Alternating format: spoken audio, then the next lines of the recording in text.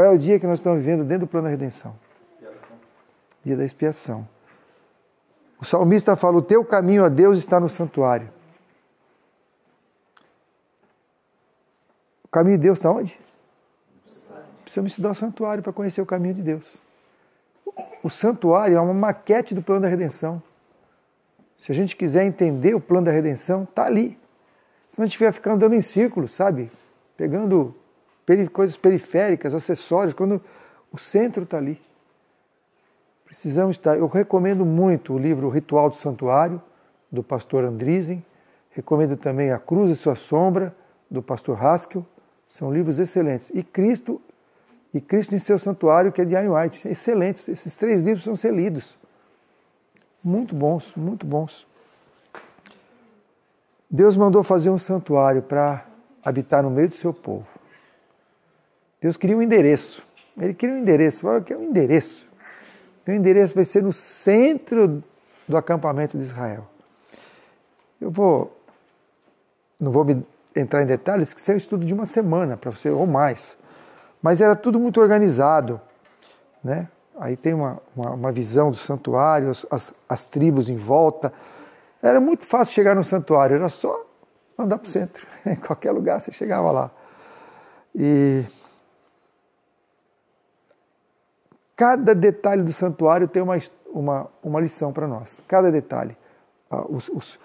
As colunas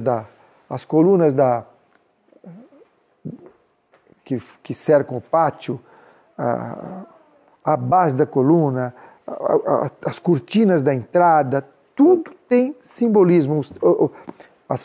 Os vários materiais do telhado do tabernáculo, tudo, o altar, tudo tem detalhe. As roupas do sumo sacerdote, tudo tem detalhe para nosso aprendizado. Se a gente quiser tirar essas lições, precisamos estudar. Aqui está um corte lateral do desenho do santuário, né? Então temos o pátio, o primeiro lugar que é o santo, o segundo lugar que é o santíssimo. Onde está acontecendo, em que posição nós estamos hoje do santuário no tempo? Em qual desses aí? Qual dessas? No santíssimo, no último lugar. E é muito falado que essas três lugares, pátio, santo e santíssimo, corresponde a quê? Justificação, santificação. Então nós estamos em que fase? Mas a glorificação não é no último dia? E o que nós estamos fazendo antes do último dia?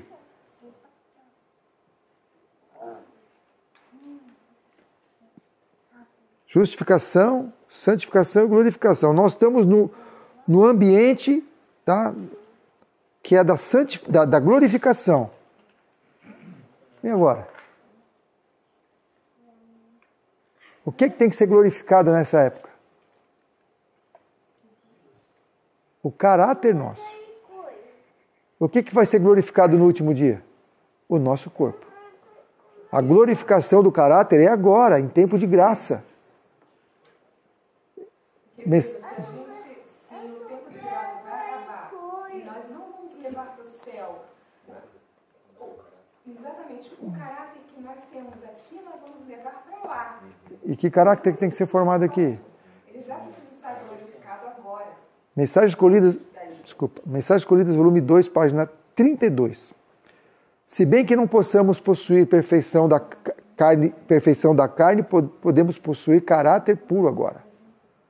Perfeição da carne é no último dia, quando o Senhor vai fazer a transformação. Mas o que ele vai transformar no último dia? É corpo, que é corruptível, no que é incorruptível, no que é mortal, não é imortal. Mas não fala de transformação de caráter. Se Deus pudesse transformar o caráter no último dia, transformava agora. Por que esperar o último dia? Não seria legal ter todo mundo com caráter glorificado agora?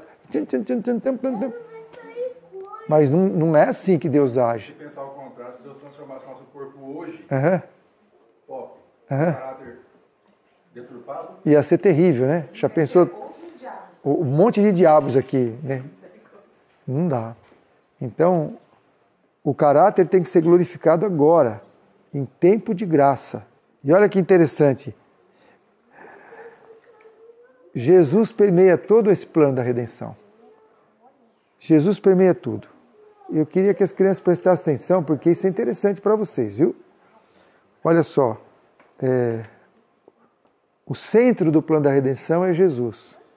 É o seu amor por nós. É a sua doação para morrer em nosso lugar. Se a gente não compreender isso também, nós vamos ficar querendo se salvar por obras da lei. Ninguém se salva por obras próprias. Mas também quem não tiver obras não se salva. Porque quem está com Deus produz as obras de Cristo. Já estou crucificado com Cristo? E quem vive? Não vivo mais eu, mas Cristo vive em mim. Se Cristo vive em você, ótimo, são as obras dele que você vai fazer. Né? Aqui tem uma outra visão do santuário, olha que coisa linda, tudo de ouro por dentro, coisa maravilhosa. Eu fico imaginando o espetáculo que devia ser aquilo, a luz refletindo de um lado para o outro, devia ser uma coisa muito linda, muito linda. Agora nós vamos nos concentrar no último compartimento. O que tinha no último compartimento? Ali tem umas figurinhas ali. O último compartimento tinha o quê? A Arca da Aliança. Ali não é bem a mesma coisa. Ali é uma foto e ali é o modelo. Mas é parecido, tá bom? Depois eu deixo vocês verem, tá bom? Dentro da Arca da Aliança tinha o quê? Tinha quantas coisas? Quantas coisas? 3. 1, 2, 3. Já ensinei vocês. 1, 2, 3. Tinha 3 coisas dentro da Arca da Aliança. O que era? As tábuas da lei de Deus. As tábuas da lei de Arão que floresceu. Qualquer outro? E um pote com maná. O que significam essas coisas? É o dia da expiação, é o nosso tempo. Essas coisas estão dentro da arca, a gente precisa saber o que elas significam para nós. Né? Olha lá, estão lá elas ali. O que significam essas coisas para nós? Os mandamentos, a vontade de Deus. É a vontade de Deus expressa para o seu povo. É uma cerca que Deus faz para nós, para nos proteger. Se tem um abismo, o que se recomenda que se faça antes do abismo? Um anteparo. A cerca de Deus, a lei de Deus é uma cerca para a gente não cair no abismo do pecado e se dar mal, ser infeliz. Então a gente tem que considerar a lei de Deus uma bênção para nós. Uma bênção. É a lei da liberdade. Né? E a vara de Arão que floresceu? O que significa? Qual foi o problema? O que aconteceu na época do florescimento? O que estava sendo questionado? A liderança do profeta. A liderança do profeta foi colocada em xeque. A gente não precisa de você, não. A gente pode conduzir esse povo aqui. O que está acontecendo hoje? Ellen White não precisa, não. A gente não precisa. A gente vai direto na Bíblia. A gente entende tudo. A obra é educacional. Não, mas agora não é nem assim mais, Paulo. Agora a Bíblia precisa ser atualizada. Tem. De acordo com a cultura. Isso, é o pior ainda. Piorou. Conseguimos piorar. Então a vara de Arão que floresceu, ela tem um sentido mais amplo. O trabalho educacional, perguntar para Deus com ele. Gente, o bem mais precioso que vocês têm são os filhos. Deus deu isso sob empréstimo para vocês criarem para Ele. E Ele vai pedir contas disso. Então, o foco da sua vida é educar do casal, educar os filhos para o Senhor. Já cumpriram a missão. Se a nossa igreja não tivesse tido nenhuma apostasia desde que começou em 1863, nós teríamos mais do que hoje somos de adventistas no mundo. Sem nenhum evangelismo, sem nenhuma conversão de pessoas de fora, só mantendo as famílias na igreja, nós teríamos mais do que 22 milhões. Sabia disso? Sabia disso? Que não precisaria... Se nenhum pai tivesse perdido nenhum filho para o diabo, nós seríamos maiores do que somos hoje. Com tanta campanha, tanto isso, tanto aquilo, e tanta janela 1040 e campanha disso, e televisão. É que nós falhamos ao educar nossos filhos. E a gente traz gente para um lugar e deixa nossos filhos sair para outra porta. 90% dos filhos que entram para a faculdade se apostatam. E não importa onde seja essa faculdade, pode ser nossas escolas. 90%. É um risco muito grande. Você quer que seu filho faça a faculdade? Só se Deus mandar. Se Deus aparecer em sonho para você e mandar, senão, meu filho, É muito risco. Tem que ter um caráter muito firme, uma decisão muito, sabe, para poder ser uma testemunha. Ele não vai lá para se formar, ele vai lá para ser uma testemunha de Deus. Ele pode até se formar se Deus quer, mas como é que eram os valdenses? Os valdenses iam para as universidades, eles iam morrer, sabiam que iam morrer, mas iam lá para pregar. Alguns iam para a universidade, outros iam ser vendedores, mais cedo ou mais tarde eles morriam. E como era a despedida deles com os pais? Aos 18 anos, eles saíam do Piemonte, desciam para as cidades. Como é que eles se despediam? Lembra, Bia? Imagina você com 18 anos, saindo para uma missão. Você ficou aprendendo na escola a Bíblia, escreveu vários trechos da Bíblia à mão, porque não tinha xerox e nem impressora. A caneta na mão. A caneta na mão. A mão, né? Com a mão. A mão. Então eles copiavam a Bíblia. Copiavam. Aí levavam, porque era proibido ter Bíblia. Quem era pego com Bíblia era morto. E eles pegavam aquelas partes escritas e costuravam dentro do forro do casaco.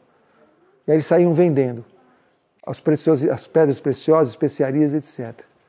Aí quando eles sentiam assim um ambiente favorável, falaram, eu tenho algo mais precioso do que eu estou vendendo aqui. E aí eles davam porções da Bíblia. Só que, mais cedo ou mais tarde, eles eram denunciados. E o que acontecia com eles? O que acontecia com eles? Eram mortos. E eles sabiam que ia acontecer isso? Sabiam. E por que eles faziam isso? Por que eles faziam isso? Nós temos medo de arriscar a vida no campo, com toda a possibilidade de se dar bem. Eles tinham certeza que iam morrer e iam fazer o trabalho. Gente, que diferença de fé. Eu fui numa igreja onde eu fui assistir na classe dos jovens. Era o último sábado do trimestre. E estavam lá combinando como é que seria para o trimestre seguinte.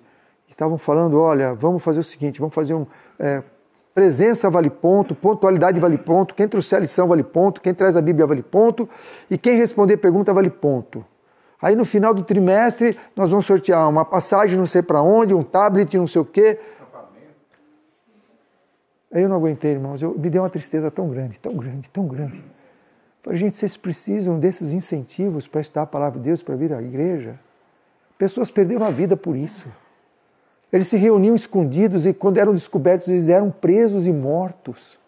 E vocês precisam de ganhar um tablet para estudar lição, para estudar a Bíblia, para vir à igreja. Misericórdia, como é que vocês podem participar do mesmo céu deles? Deus seria injusto. Acorda, povo, acorda. Eu não sei se eles gostaram ou não gostaram, não sei se fizeram ou não, espero que Deus tenha atuado no coração deles. Mas como é que os valdenses se despediam dos pais aos 18 anos de idade, quando eles saíam lá do local seguro onde eles estavam e baixavam para as cidades para trabalhar? Sabe, irmão, como é que era a despedida deles? Até amanhã da ressurreição. Não é até o Natal, até seu aniversário, até o ano que vem. Era até amanhã da ressurreição. Os pais sabiam que os filhos iam morrer. Os filhos sabiam que iam morrer. Mas eles iam. Envia-me a mim. A quem enviarei? Envia-me a mim. Morte é lucro para quem está com Deus. Paulo falou, para mim morrer é ganho. E nós estamos preocupados com o conselho tutelar? Nós estamos preocupados com, como é que eu vou me alimentar? A gente tem que se preocupar nem com a nossa vida. Acima de tudo, está o nosso dever para com o nosso Deus e com o nosso próximo. A tábua da lei tem duas tábuas, né? Uma amor a Deus, a outra amor ao próximo. Cadê o amor ao eu? Não tem. Conforme meu amigo Odair fala, eu quer dizer esgoto universal. Quando você pensa em você, é o que tem de pior. Que o Senhor nos ajude a buscarmos esse amor pelas almas.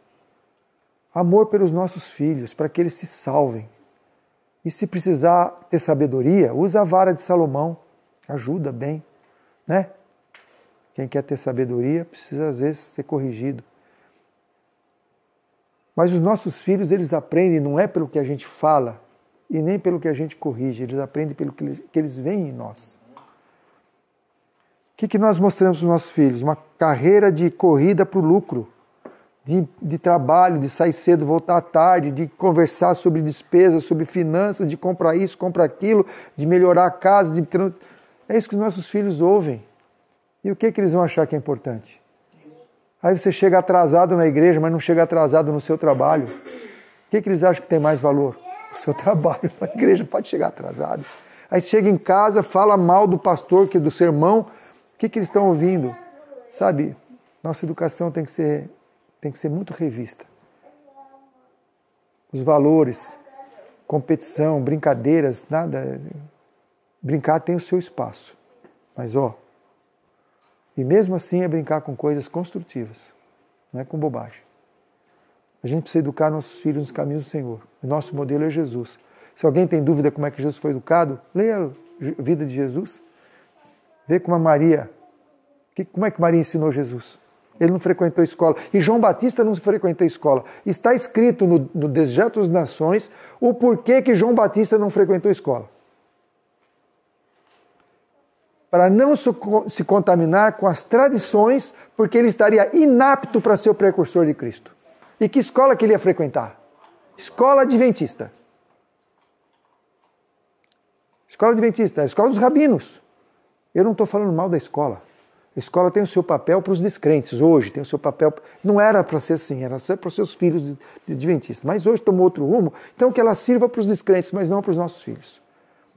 Não dá para misturar, não dá para atender os dois lados. Deixa a escola adventista atuar para os descrentes e os seus filhos estudar na sua casa. Faltou o maná, né? O que é o maná? O maná é reforma de saúde. Deus deu um plano de saúde para os filhos do dia da expiação. Em 1863, Deus começou a igreja e Deus deu a primeira visão para o irmão White sobre a reforma de saúde. Então tem uma alimentação especial. A primeira mesmo, acho que foi em 1948, sobre o fumo, né, e tal. Mas essa foi a que é mais ampla, falando de zero carne e tal. E nós temos uma dieta especial para esse tempo. Se a gente não aceita a dieta, nós não vamos receber, não vamos conseguir ter o caráter glorificado que Deus promete. Deus sabe a relação entre uma coisa e outra. É importante pensar o que a gente vai comer no céu, né? Pois é. A nossa refeição, qual que vai ser o nosso dia a dia no céu? Se hoje não é agradável Sim. aqui na terra pra gente, Sim. o que vai ser no céu, né? Sim. Vocês estão falando com uma pessoa que comia carne de manhã, de tarde e de noite, e nos intervalos, e às vezes de madrugada. Então Deus dá poder, não é assim, eu vou me resignar. Se você fizer esses propósitos, falha tudo. Quantas dietas eu comecei na segunda-feira?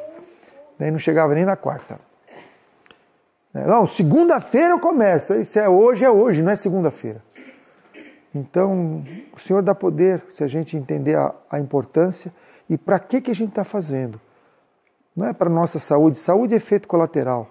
Nós estamos fazendo, qualquer coisa que a gente faz é para a glória de Deus. Não é para nós. É incrível como que tantas coisas ficam esclarecidas quando você não está com fadiga, Sim. você não está com Sim. cheio, você está se limpando, parece, e Deus vai dando tanto entendimento, tanta clareza, quando você se abstém de coisas que faz mal para você. Eu tinha uma amiga que era muito estudiosa da Bíblia, uma pessoa piedosa, já de uma certa idade, e ela tinha um genro teólogo, e ela explicava as coisas para ele, e ele falou, não consigo entender o que você fala. Aí eu lembro de uma frase dela, se você comer o que eu como, você vai entender o que eu falo. Porque há um entorpecimento da mente, isso não sou eu que estou dizendo, está escrito nos testemunhos, há um entorpecimento da mente. A gente fica com um bloqueio para as coisas espirituais. Então que o Senhor ajude a cada um de nós a analisarmos bem o que está dentro da arca. Reforma de saúde, a palavra do profeta que inclui a educação e a lei de Deus. A lei de Deus é importantíssima, veja só, a guerra contra a lei de Deus começou onde? no céu, ela continuará até o fim do tempo. Ela vai até quando? O fim do tempo. Então, essa guerra é contra a lei de Deus. Todo homem será provado. Quantos serão provados? Quanto, Luiz Miguel? Quantos homens serão provados? Todos. Obediência ou desobediência? Eis a questão a ser assentada por todo mundo. Qual é então, o assunto dessa prova? Obediência ou desobediência. Não é fé ou não fé. Jesus não falou para a igreja de Laodiceia: conheço a tua fé e sei que és morno. Ele falou: conheço as tuas obras e sei que és morno. Por quê? Porque a fé genuína produz obras de obediência. Você não consegue ser obediente sem fé. E você não consegue ter fé se você não suplicar para Deus. É Ele que é o autor da fé, o autor e consumador da nossa fé. E Ele está disposto a nos dar essa fé. Quem é a rocha? Quem é a rocha? Essa eu peguei vocês. Quem que é a rocha? Cristo é a rocha. Quem é a palavra? Quem é a palavra? Cristo. Cristo também. Então, os mandamentos de Deus são a palavra na rocha. Elas simbolizam o próprio Cristo. Amém? Quando Cristo veio viver na Terra, Ele simplesmente veio mostrar o que Ele é. E que estava lá na rocha. Você viu porque eu casei com ela? Então, quando as pedras da lei foram entregues para Moisés, depois elas foram quebradas, porque a lei foi quebrada, o pecado caminhou. Mas aquilo ali era um símbolo do próprio Jesus. Então, quando a gente diz que a guerra é contra a lei divina, a gente pode entender que a guerra é contra Cristo. Que Satanás tem contra Jesus. Contra Jesus. Porque aquilo ali o resumo do seu caráter. Isso aí. Todos serão chamados a escolher. Você também, viu, filho? Você é chamado a escolher entre o quê? Entre o certo e o errado. Entre as leis divinas e as humanas. Aí se traçará a linha divisória. Não existirão senão duas classes. Existirão senão duas classes. Olha só esse conceito. Todo caráter será plenamente desenvolvido. Sabe o que é isso, bem? Sabe o que é isso, Lízia? Todo caráter será plenamente desenvolvido. Quem é bom vai ficar perfeito. Quem é ruim, o que escolheu o mal, vai ficar totalmente endiabrado. Nós vamos só ter duas classes de pessoas. Os totalmente santificados, que têm um caráter glorificado, e os que são totalmente endiabrados. De que lado você quer estar? Dos totalmente endiabrados ou totalmente santificados? E você, querido? Que lado que você quer estar? Amém? Que belezinha essas crianças. Para isso, a gente tem que escolher fazer a vontade de Deus e suplicar para Ele operar em nós o querer efetuar. Todos mostrarão se escolher o lado da lealdade e da rebelião. Sabe o que é lealdade e rebelião? Quem sabe me dizer o que é lealdade e rebelião? Eu falei hoje de manhã. O que é rebelião? O que é lealdade?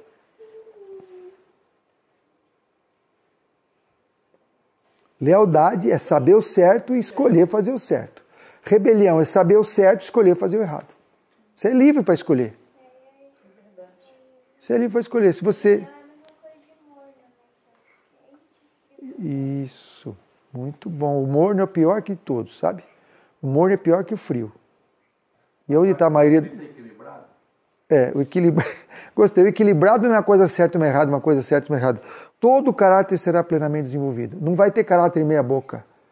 Isso é para o nosso tempo, no dia da expiação. Ou todos vão ficar plenamente santificados, ou todos plenamente ímpios. E sabe o que vai acontecer com esses? Esses milhões, bilhões de pessoas endiabradas perderam já o livre-arbítrio, porque o diabo não dá livre-arbítrio. E agora ele conduz a todos para fazer o quê? Para guerrear contra o remanescente.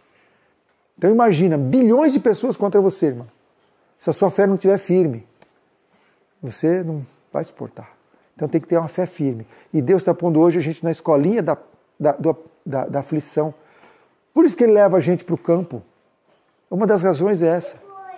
Para a gente já ter as dificuldades. Na cidade eu tenho disque pizza, disque isso, disque aquilo, tem disque tudo. Faltou água, você chama a Sabesp, deu problema no esgoto, sabe? Tudo tem jeito para chamar para resolver. Aqui você tem que ir atrás para resolver. Atola o carro, você planta, a formiga come. Você planta, tá bonito, chove pedra, mata tudo. Dá geada, queima todas as bananeiras. Tem dificuldade? Tem. Não é mar de rosas, mas a gente tem que depender de Deus. Precisa de chuva, tem que orar ao Senhor. Quem que ora na cidade pedindo chuva? Ninguém precisa de chuva. Abre a torneira, sai água. Vai no mercado, entendeu?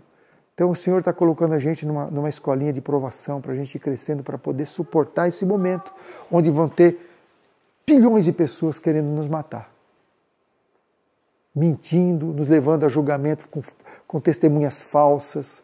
E sabe o que a gente tem que fazer ainda? Ficar com uma postura de mansidão. O que se fazia no dia da expiação? No dia de expiação tinha contrição de alma. Não era dia de festejar nada. Nada de festejar. 150 anos disso, 200 anos daqui. Não tem. 100 anos. Não era para a gente estar mais aqui. Nós só estamos aqui pela dureza do nosso coração. Não é época de fazer comemoração. A única comemoração que eu entendo como válida é quando um pecador se arrepende. Nós não estamos falando de comemorar um aniversário. Não estou falando disso aí. Estamos falando de coisas que são comemorações Institucionais. É isso, é. E mesmo ao comemorar o aniversário, a glória tem que ser dada a Deus, não a pessoa. Parabéns não é para a pessoa, parabéns é para Deus. Nenhuma obra se fazia no dia da expiação. Então não vou trabalhar?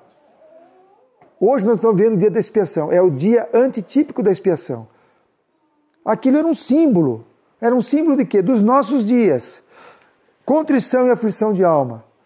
Nenhuma obra. Nenhuma obra. Como é que a gente aplica isso aos nossos dias? A nossa realidade. Então ninguém trabalha, vai ficar todo mundo ocioso. Não é isso. O foco nosso não é o trabalho.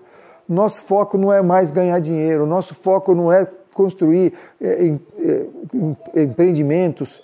Não é mais o nosso foco. Dia da expiação não é mais para focar sucesso profissional, carreira, nada disso. Nenhuma obra. Só o essencial para a gente sobreviver. Jejum. Um dia de jejum. É para ninguém comer nada durante toda... Não. Jejum de música ruim, jejum de maledicência, jejum de coisas nocivas à saúde, jejum de tudo que faz mal. Último item. Purificação de todos os pecados. Isso tem sido uma guerra, mas é o que Deus fala. Se você estudar o santuário, você sabe que naquele dia não podia ter ninguém com pecado. Se naquele dia não podia ter ninguém com pecado, então é possível ter um dia sem pecado? Se é possível ter um dia sem pecado, é possível ter 2. Se é possível ter, quem é matemático aqui? Quem é indução infinita? Quem é possível ter 2, tem 3. Né? Deus dá o poder, porque se fosse por causa do homem, nem 5 minutos você fica sem pecado. Mas Deus dá o poder. E quantos templos existem hoje? Quantos templos existem hoje? 2. Vocês estão aprendendo, vocês já estão aprendendo. Tem 2 templos hoje. Quais são os templos?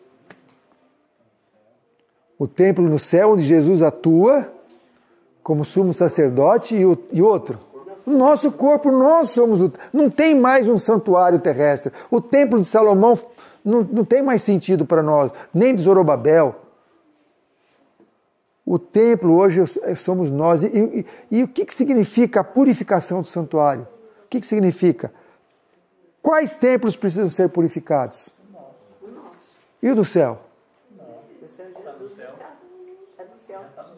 Mas para onde vão os nossos pecados? Não é agora que vai para o mar.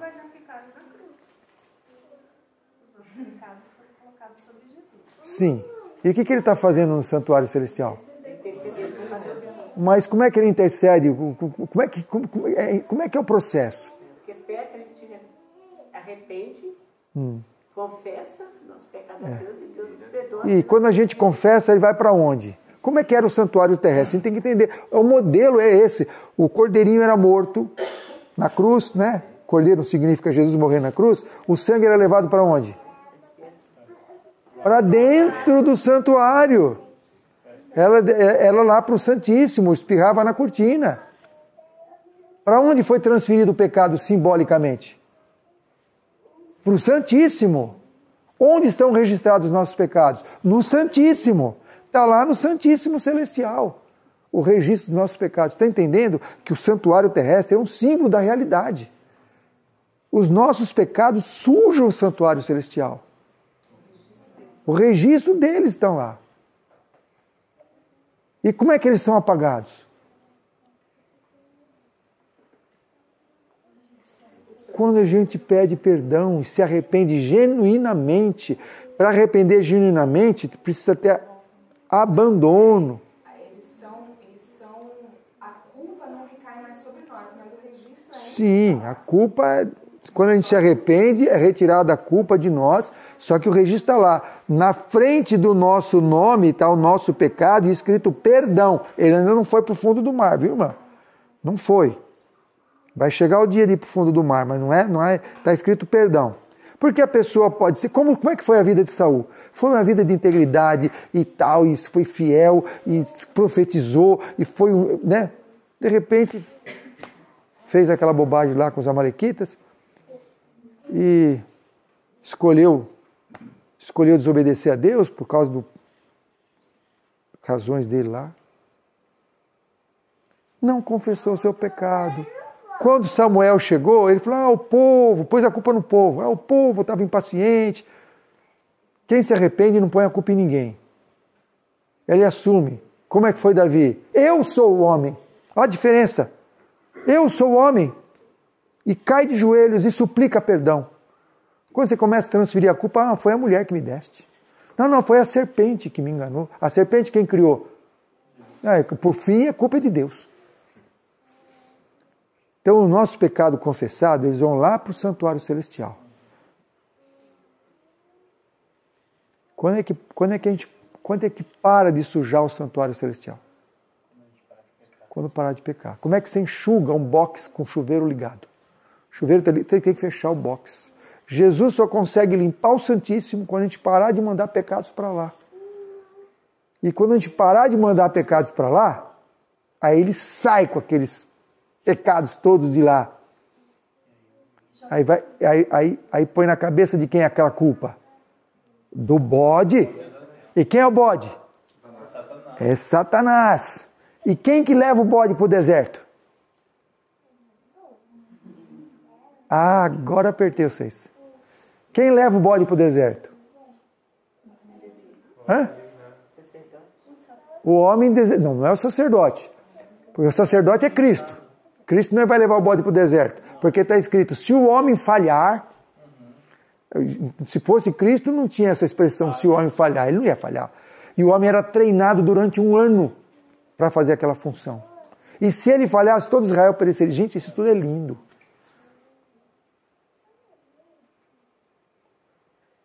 Quem que leva o bode para o deserto?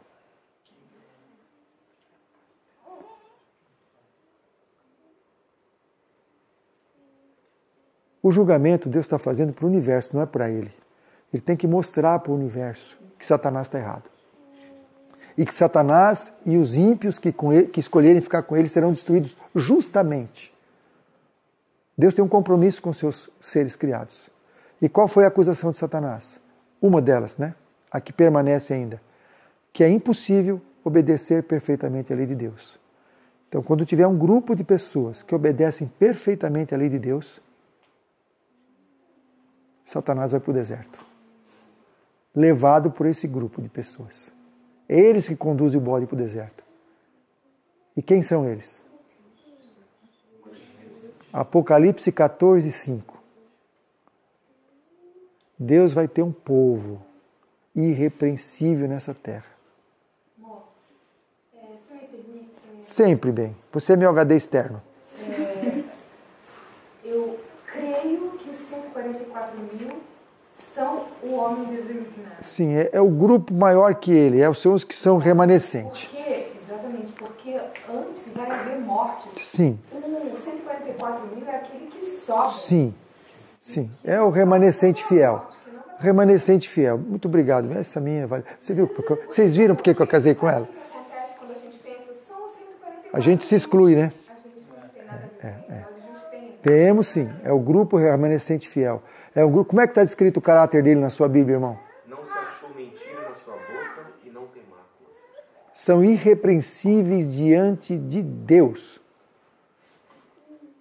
Essa Bíblia não... Vou ler o 4 também. Pode ler.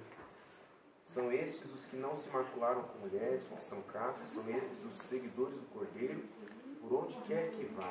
São homens que foram redimidos dentre... São os que foram redimidos dentre os homens. Primícias para Deus e para o Cordeiro. Amém.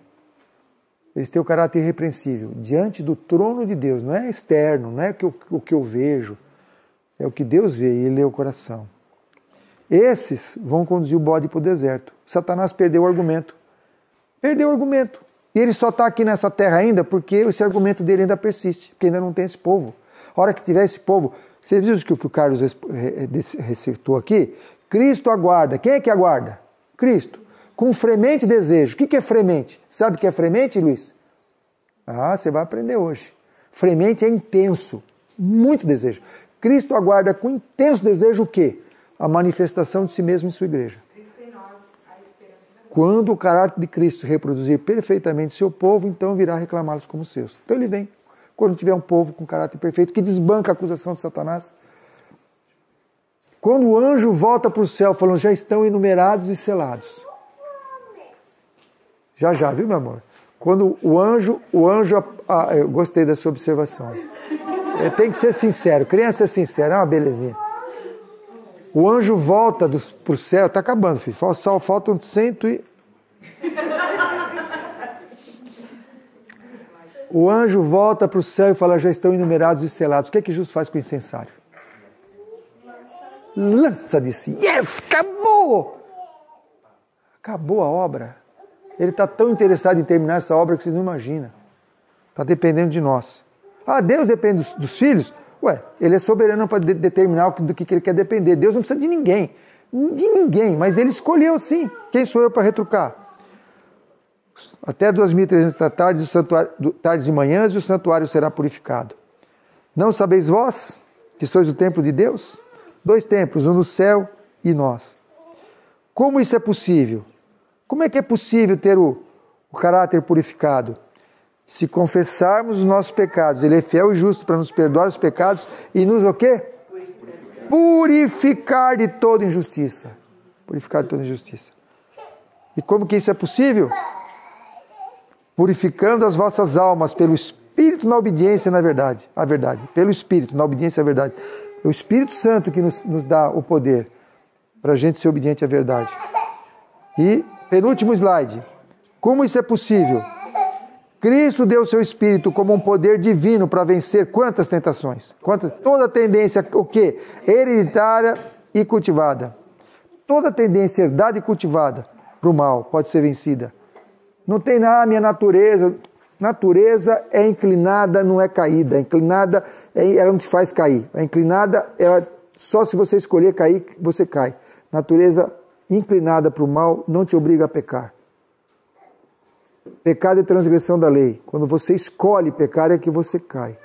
Você pode viver assim pela graça e poder de Deus. O Espírito Santo te dá poder para vencer toda tendência hereditária e cultivada para o mal. E gravar seu próprio caráter em sua igreja. Caráter de quem? Do Cristo em nós. É interessante que eu estava vendo uma pregação do pastor Daniel Spencer, está até no canal, eu acho. E ele falando sobre essa batalha espiritual realmente, né? E que Cristo realmente está esperando o seu caráter ser revelado em seus filhos para que ele venha buscar. E aí o pastor falando que a gente realmente precisa, não é a perfeição como era pregado na carne santa, né? Sim. Mas nós precisamos realmente nos purificar e manter um caráter semelhante a Jesus, né?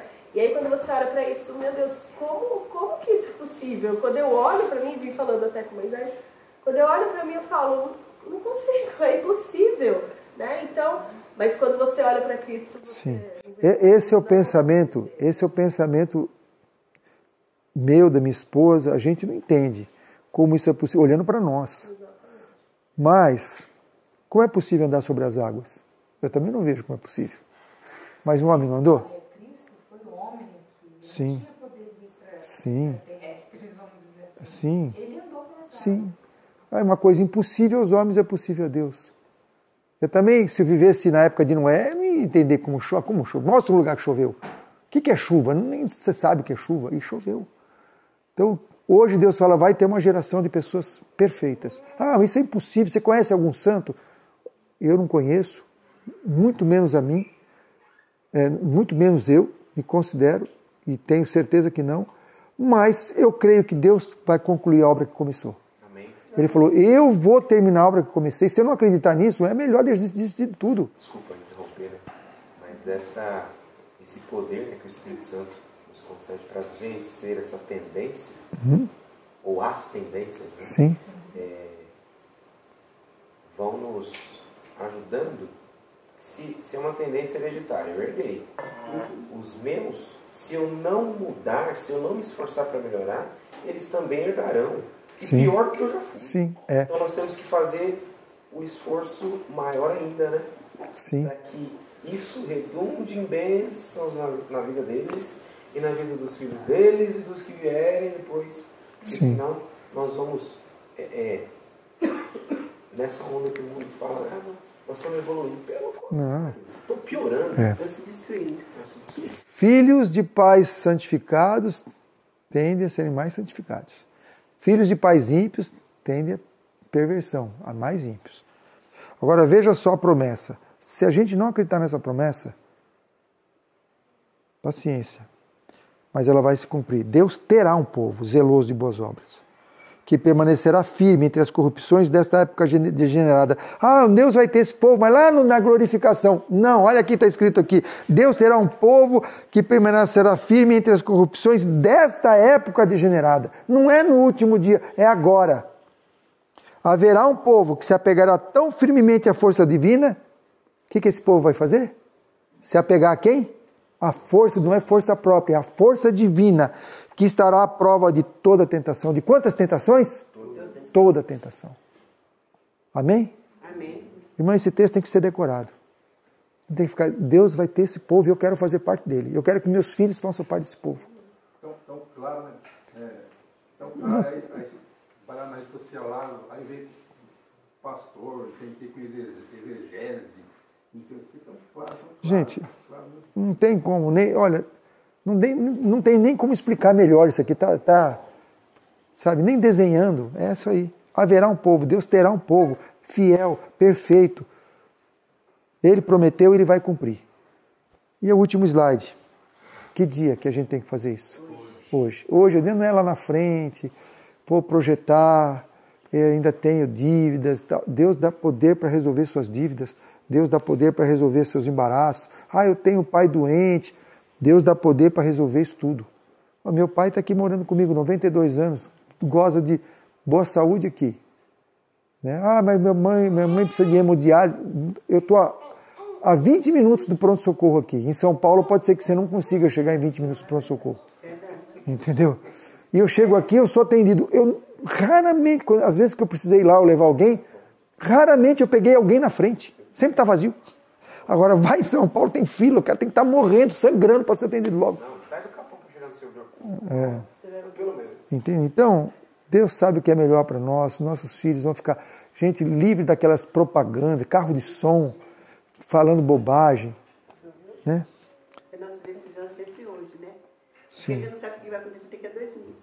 Sim, então hoje é o nosso dia. Que o Senhor nos ajude a buscar entender mais o plano da redenção, a estudar o santuário, ritual do santuário de Ellen White, Cristo em seu santuário. Lê esse livrinho, é um livrinho assim, fininho assim. Cruz e sua sombra, um pouquinho maior, mas o do Haskell, mas o do Andriessen já está esgotado. Mas a nossa igreja publicou esse livro até 1985. Eu vi recentemente nas redes sociais que Andriessen se arrependeu. E, se ele se arrependeu, por que o livro que ele escreveu foi editado até 1985? Não era hora de tirar aquele capítulo 9, o penúltimo capítulo, perdão, o capítulo que fala da última geração perfeita? Mas por que nós editamos esse livro até agora, recente? Por que esse livro era usado como livro de estudo dos teologandos? Uma pessoa conhecida estudava nesse livro. Estava nesse livro. No curso dele, ele me deu esse livro de presente. E agora não vale mais. Agora Andriessen se arrependeu. Andriessen morreu em 52 ou 62. Bom, não sei, morreu ou 52 ou 62. Se ele morreu nessa época, um dos desses que eu não lembro bem agora qual a data que ele morreu, por que o que ele escreveu foi editado até 85? Era para ter tirado. Se aquilo era uma inverdade, por que nós reeditamos e fizemos isso fazer parte do curso de teologia? Não é isso não é verdade. A verdade é que a mudança ocorreu recente. E essa mudança não é fruto do Espírito. Nós temos que restaurar os antigos marcos, as veredas antigas. Nós não podemos aceitar a modernidade que anula o que Deus estabeleceu na sua igreja. Não precisamos brigar, não precisamos citar nomes, não precisamos discutir em público. Mas a gente pode dar testemunho. Uma família bem ordenada é o maior sermão que se pode pregar. A gente precisa ir para o púlpito, não precisa ir para o púlpito. Seus filhos bem educados, consagrados, laboriosos, abnegados, vai pregar como mais do que todas as pregações juntos. Por isso que eu insisto tanto na educação dos filhos. Os nossos filhos precisam ser educados longe da influência da cidade. Eles precisam ser educados no caminho do Senhor. Eles têm que, aos 12 anos, como Jesus, eles podem discutir com os doutores. Com sabedoria. Jesus fazia perguntas. Com perguntas ele deixou os doutores tudo assim. E não começou aos 11. Não começou aos 10. É desde pequenininho. A nossa família vai terminar a obra de Deus nessa terra. Amém. Amém. A última obra de Elias, qual é? Antes que venha o grande e terrível dia do Senhor, eis que vos enviarei o profeta Elias, e ele vai fazer o quê? Converter o coração dos pais aos filhos. É a família consagrada que vai terminar a obra. Não é televisão, não é rádio, não é internet, é a família consagrada que vai terminar a obra. Eu sonho com isso. Eu desejo isso e eu quero que a família de vocês termine essa obra. Amém? Ouvi a voz do Senhor que dizia: